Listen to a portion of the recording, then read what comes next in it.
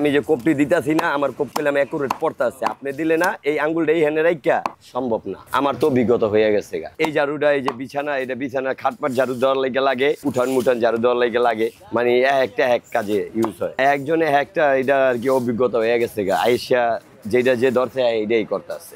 বানানোর সময় খেয়াল রাখতে হবে হাতের মাপটা যে এটা কম বেশি হয়নি, অ্যাকুরেট হয় যাতে।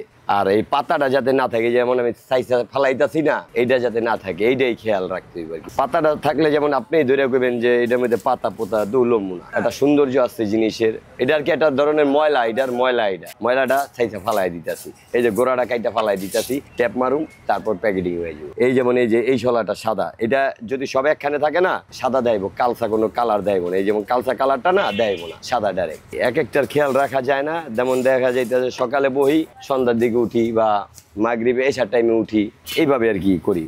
এর মাঝে খাওয়া দাওয়া জিরান সবই রিল্যাক্স মিলে সবই আছে এর ভিতরে। আমি যেটা রেগুলার বান্ধি ফুলের ঝাড়ু 150 বানানো যায় আর কি সুন্দর মতো। প্রতিটা ঝাড়ুই মানে 100 হিসাবে। একটা আছে 700 টাকা, একটা আছে 600 টাকা, একটা আছে 800 টাকা, একটা আছে 500 টাকা, মানে বিভিন্ন রেট আর কি মাল অনুযায়ী। ঝাড়ু বানানোর তেমন কিছু শিক্ষা নেই, চোখের দেখা আর কোনো শিক্ষা নেই এর ভিতরে। এটা আপনি দেখলেও ঠিক মতো নজর দিলে আপনিও পারবেন। এটা আসে খাগড়াছড়ি থেকে। খাগড়াছড়ি, বান্দরবন, রাঙামাটি, 4টা হিল ট্যাক্স আছে বাংলাদেশের জেলায়, 4 জেলা থেকে আসে। এটা একটা বনফুল, সরকারি জঙ্গলে হয়। এটা আবাদ করার দরকার হয় না, এমনিতেই হয়। শীত মৌসুমে এটারে কাটে, সারা বছর আমরা বিক্রি করি। উপজাতি আছে, বাঙালি আছে, পাহাড়িরা কাটে আর কি, এক কথায় পাহাড়িরা কাটে। ওইখান থেকে শুকিয়ে নি, কাঁচাটা কিনে শুকাইতে হয়, ওখানে পাহাড়ে শুকাইতে হয়, খোলা আকাশের নিচে শুকিয়ে তারপর আনতে হয়। 5-7 মিনিট লাগতো আগে, এখন একটু কম লাগে।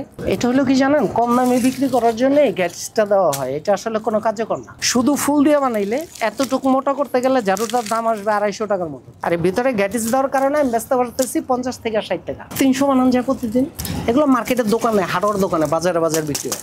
যখন মনে করেন বিদেশি বায়াররা এর অর্ডার পায়, তখন তারা এখানে আসে, আইসা অর্ডার দিয়ে তাকে স্যাম্পল অনুযায়ী অর্ডার দিয়ে বানায়। যেখানে মালটা যাবে ওখানে স্যাম্পল নিয়ে আসে, আইসা স্যাম্পল দেখায়, যার সাথে বনে উনি বানায় দেয়। ফুলের ঝাড়ু, এটার আর কোনো নাম নাই, ভালো আর মন্দ, দাম কম আর বেশি, এর ব্যতীত এর কোনো নাম নেই। এটার ভিতরে প্লাস্টিক দেওয়া হবে, এটা তো কমপ্লিট না, আনকমপ্লিট। এটার ভিতরে অনেক কাজ এখনো। এটার ভিতরে কাজ হলো 3 জনের। একটা ঝাড়ু 3 জন মানুষ লাগে ফুল কমপ্লিট করতে। এটা সহ লাগে 4 জন। এটা আমি করছি, এরপরে গোড়াটা কাটা লাগবে, গোড়াটা ফিনিশিং দেওয়া লাগবে, তারপরে ওইটার উপরে আবার ডিজাইন করা লাগবে টেপ অথবা পাইপ দিয়া, তারপরে মনে করেন বাজারজাত করতে হবে। এটা হলো 2 নম্বর ভেজাল আছে, এটা দাম কম। এটা দাম হচ্ছে মাত্র 50 টাকা। এটা যে কোনো কোম্পানির ভেজাল নেই, শুধু ফুল।